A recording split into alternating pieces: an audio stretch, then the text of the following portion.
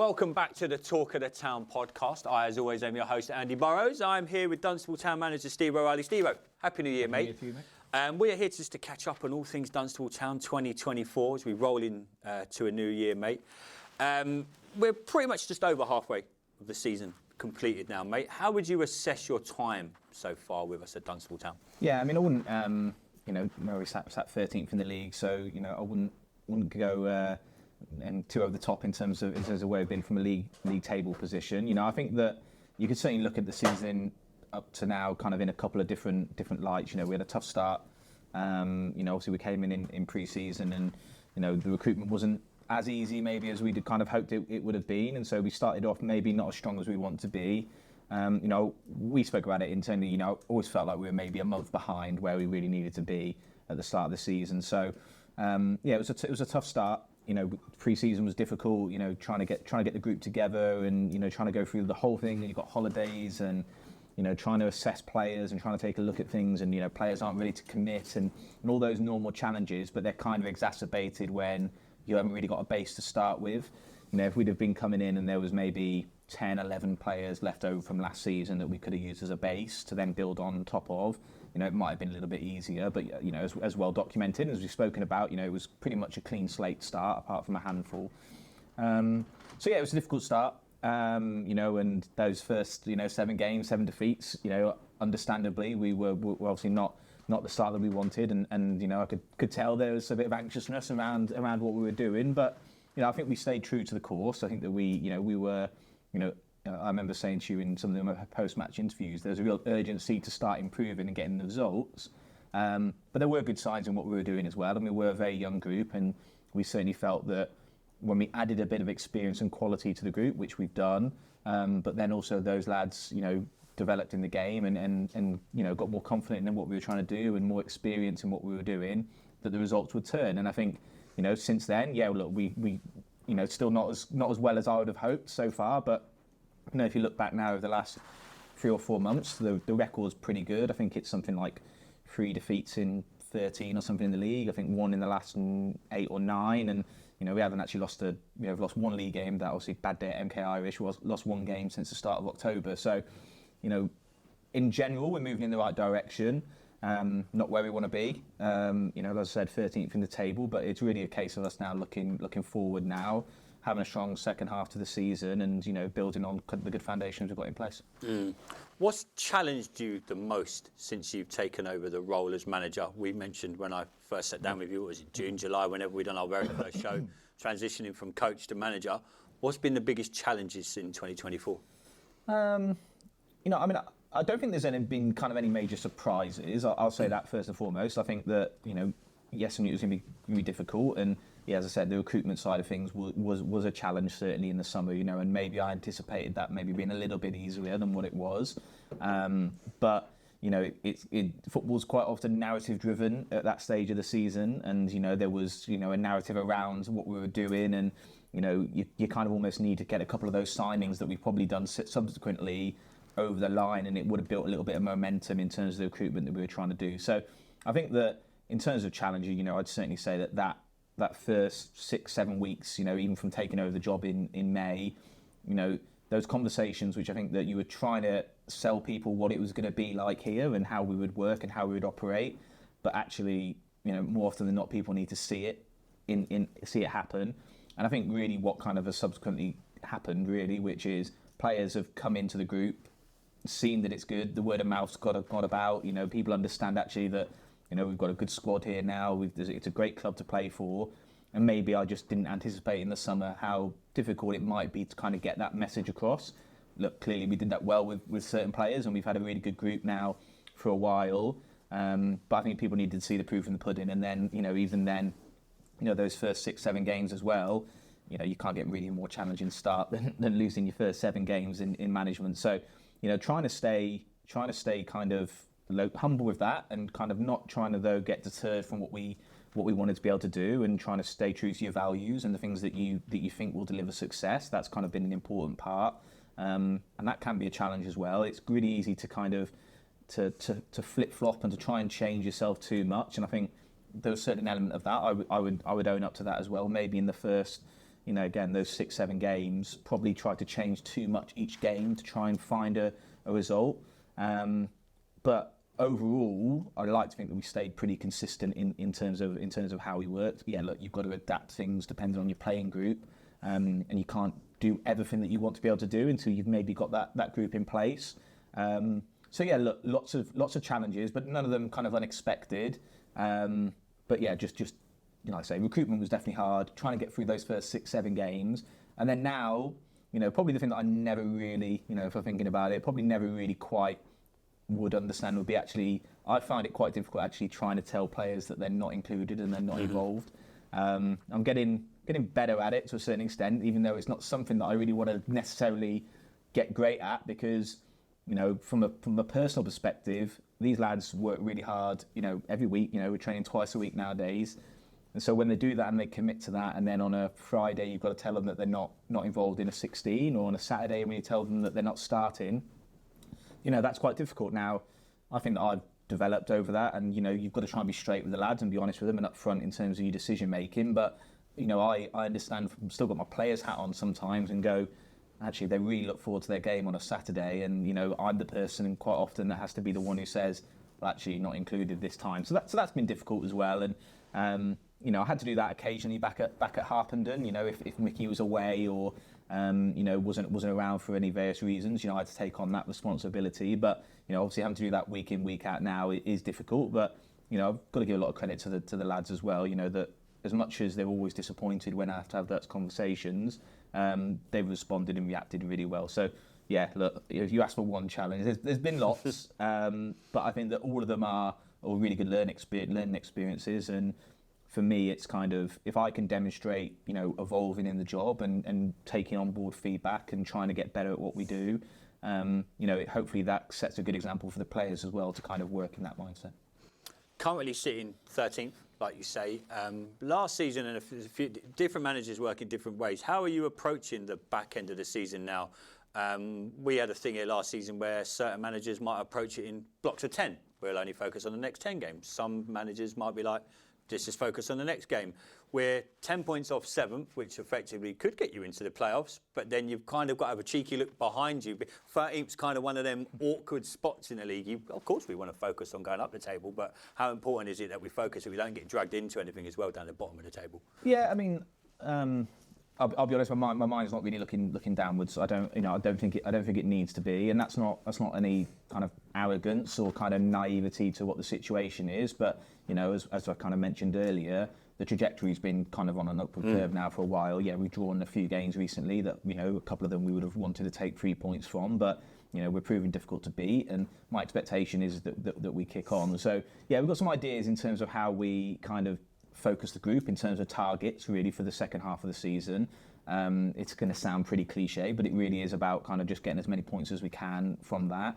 Like I say, I've got a view in terms of what points total or an area that I'd like us to be in come the end of the season. You're not going to tell me, are you? I'm not going to tell you, no. But I think that's something that that's achievable for this group. But really, kind of the focus that I want from what we do, and it's really been a mantra now for a while, which is, it's just, again, it sounds cliche, but it's really the next action. We talk about that a lot of time with the players. What's the next action? So, not getting too far ahead of yourself, being where your feet are, which is kind of focusing on where you are at that moment in time and executing what you're doing at that moment in time. So we do that, that's the same for us. So, I'm not looking any further beyond really, Bulldog and how we go into Bulldog. So that's in the training session that we do tonight and how we prepare for that.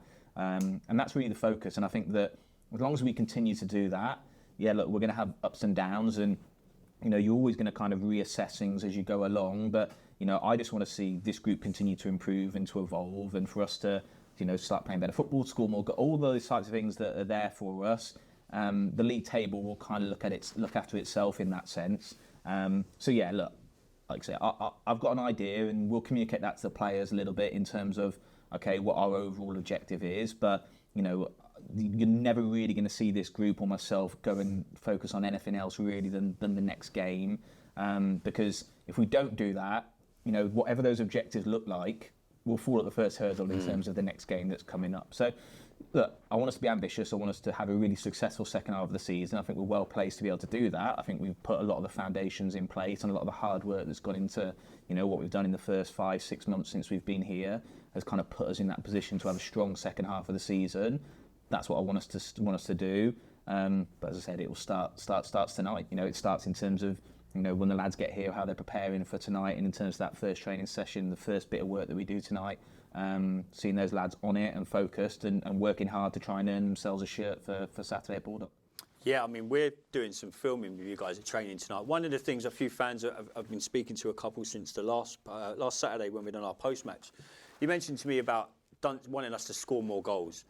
And I think it'd be good to give people an insight of because a lot of people will turn up on a Saturday and, we haven't scored, you know what I mean? So things like doing tonight and stuff like that, how much of an onus goes onto coaching, and then how much of a responsibility has to go onto the players? Because it's very easy to me and you to sit here and go, I'd love us to score 2 and 3 goals. That's easier said than done. So what the fans see on a Saturday doesn't necessarily come across of what we've done all week or what you've done at training. How are you finding that balance between getting the message across to the lads that, hey, look, we're playing well in games and we are doing well, but I just want us to try and score more goals? And again, that's very easy for me to sit here and go, Steve, I want us to score more goals. But how do you put that into practice? Yeah, no, it's a fair question. And look, first and foremost, the responsibility of how we get to that stage where we do score more goals lands with me. And so that might be in terms of how we're preparing, how we're training. It might be how we're setting the team up on a match day, and it might be the actual personnel that are in the positions at that moment in time. So, it's a combination of all those factors.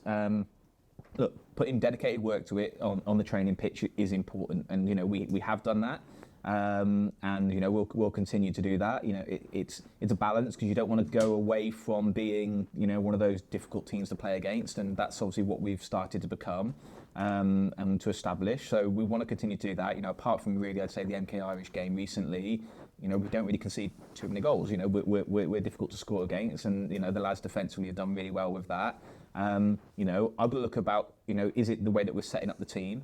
Are we, potentially asking players to, maybe not always be in the right positions, or are we asking them to do work that maybe actually we could play a little bit more risk with? And it's a difficult one. Again, I'm cautious on that, because very easily you can kind of go, okay, well actually, don't work so far back, or try and stay a bit higher up the pitch, or whatever it might be. But can upset your balance of your team by doing that. But we have to score more goals, so that might be a risk and reward element that we have to look at. Personnel, we've obviously brought Finbar in recently as a centre forward. I felt that we were really probably on the right track when we had Archie, and we brought Archie McClelland in, and the balance of the team looked really good in that sense, and we looked like we were scoring goals at that point, and then unfortunately we lost Archie. So we probably haven't had that number 9 really that we probably need. So I think Finbar comes in and offers us something with that. We've added Liam, who I think is going to score goals for us, but even he's had a really stop-start, since he's joined with us. He came in, then he obviously picked up a really ridiculous yellow, and second yellow in the game, that kind of, against Winslow, which kind of cost him a couple of games for us, and then he's been away. So some of it around personnel is actually just getting the right players out on the pitch at the same time, and trying to build those relationships, because, it's defensively, when you set up a team, or when you're trying to stock 2 goals, a lot of it's around organisation, work rate. It's discipline, it's communication. Those things are, again, they're not easy, because they're really important. And actually, probably at the start of the season, we were really lacking in some of those aspects. So you kind of have to make sure there's focus on that. But actually, getting the message across, and once it's there, the team kind of builds that identity. Scoring goals and creativity, it's a little bit more. You've got to kind of give them a little bit more freedom to be able to do that. But a lot of it's around relationships as well, and it's knowing what runs people are going to make. And without having the consistency in the forward line, that can be quite difficult. So I think those are some interesting combinations of it. The other part of it, which is I've got to put pressure on the boys to kind of deliver a little bit as well in that sense, because it's not like we haven't been creating some chances, because we have. Always like us to create more, and I think we've got to work to try and do that. And that's, again, something that from the coaching side of things we can look at in terms of, again, how many bodies are we getting into the box? Where are we looking to deliver balls from? What are the patterns that we're looking to in terms of our in-possession play? Those are coaching things, but the final part of putting the ball in the back of the net is going to fall on the players to be able to do that. So there will be some pressure on them now as we get into the second half of the season to deliver that. If you're a forward player for us playing at this level, there's an expectation that you're going to score and create goals. That's what it has to be. So yeah, there's lots that we're working on. I think as well, it might just be that it just needs a game. It might need a game where we pick up a couple. We played tough teams, and teams that have set up deep against us. That no one's going to give you anything easy. I think if we can get into a game and get the first and the second, I think the confidence will come then at that stage. But yeah, look, it's no question it's something that we've got to improve upon. We're going to work really hard to do that. And I'm confident that this group, there are the goals there in this group to be able to do that. But now I need to see the boys go out and do it. One thing that's really impressed a lot of people as well as we go into 2025, from when you first joined to the end of 2024, was we've now really got a true identity of how we play. I mean, we're really hard to score against. We're not, like you said, we're not conceding many goals anymore. MK Irish aside, but they're doing that to everyone, let's be honest. We're defending really well. We're moving the ball really quickly. How pleased are you with that side of it? Because I think that's been a real positive from what you guys have brought into Dunstable. Not discrediting anything that we did last season, but I feel chatting to fans and chatting to like all the guys that I do this with, that we've got a real identity now of your imprint and the coach's imprint on Dunstable Town. Yeah, I think it's important. I'll be honest. It's nowhere near really what I think it can be. I think that there are good signs of it, and I think you do now. Those lads have been with us since really from the start. And you look at the likes of Jamie and Joe and Harrison, who's been here for quite a while now, and Alex Butt in midfield, and Lewis, and obviously he's moved on unfortunately. But some of those lads, Jack can go list a lot of them actually, who've actually been here for the whole duration, who start to, the work that we do on the training pitch, they're starting to bring into the game environment. So I think that's been good. The tough to beat part of it, as I said, I want us to be an attacking, offensive team, and I want us to entertain people, but not, like I say, not at the kind of the expense of being a tough team to play against. And you mentioned, obviously previous times and previous seasons here. One of the things I used to like about, Joe, he used to talk about zeros and ones, right? Mm-hmm. And actually, because that sets you up in a good position to be able to win games of football. So I think, that part's really important. And I remember saying in my interview for the job, and speaking to you as well, which is actually something that represents the team and Dunstable. And actually, I think being tough and hardworking, and that's something that people respect and they look at, and they see that from their team. And to be fair, we got some fair criticism from the game at MK Irish because we actually didn't do it that day. You go back to that day and we weren't tough to play against. And a few players, and we spoke about it internally, and about a few players maybe looked down tools a little bit that day and didn't quite deliver what they needed to do. And we responded well in that sense. We've been, again, we haven't been beaten since then. We've proved ourselves tough to play against again. So that's a good part of what I want. As I said, going back to the goal scoring side of thing, the next part is the hardest part. Setting yourself up to be tough to beat and being disciplined. That's something that can be really not easily coached, because coaching's hard, but that can be, you can have a clear idea of that and you can get the message across a little bit easier. How can we be a bit more expansive? Can we look better in the final third? I still think we can retain the ball much better than what we do. I think there could be more movement in what we do. And, as I said, we'll probably need to get the right players in the right positions to be able to do that. But yeah, I'm pleased that people can recognise what we're trying to do. As much as I'd want us to win more games and to say score more goals, I hope people can recognise that it's entertaining and it's good to watch. But we've got to start winning, and we've got to start, scoring more goals and turning, the good performances that we've been having into 3 points more often. And if we do that, it's the perfect mix then, right? We're winning games of football, we're being tough to play against. I also know this time of the year it's difficult, right? When we go into into kind of November, December, January, February, pitches are tough. And actually, you as much as you're going to want to play the football, which we are going to still try and do, and we're always going to try and do that, those other characteristics, that tough to beat side of things, is really important as well. Is the adaptability a big thing of it? You look at this weekend, we know the pitch we're going over to Bulldog. Is that I talk about it all the time, being a Tottenham fan, how Tottenham aren't adapting. Is that a big thing for you as we go into January and February, that we're going to have to adapt to pitches, especially at non-league level? You have to do it probably more than they'll ever have to do in the Premier League. Yeah. Is that a big important thing for you, that you get across to the players? Certain games we're going to have to adapt to certain situations. Absolutely, and I think that if we don't do that, I'm not doing my job properly. If we kind of work on the same assumption that every game's going to be the same, then I'm not helping prepare the boys in terms of what they need to be able to do to get a result. Now, I think that there's variations on that, and the degree in which you kind of move from what would be your ideal style of game, it is dependent. And as I said, we're never going to be a kind of super direct team. Okay, occasionally we do play direct, and that'll be the case. But if you're not adapting to the conditions, there's no good me kind of standing talking to you after a game and saying, oh, well, we lost 3 or 4-0, but look, we played quite nice, didn't we? Or we moved the ball, or we stayed true to our principles at the expense of getting a result. As I said, I don't think you necessarily, this group anyway, I think we've got the players who can still play good football on difficult pitches and difficult surfaces. I think that we've still got the ability to be able to do that. And I think actually where the group has evolved, really probably from where we were at the start of the season, which is actually in games where, things are going against us a little bit, or they say conditions might be difficult, or we're not playing our best football, or whatever it might be, there's a little bit more resilience now in terms of being able to kind of stand up through those moments. So yeah, look, I want to be able to win football matches in every single way. That's what I want us to be able to do.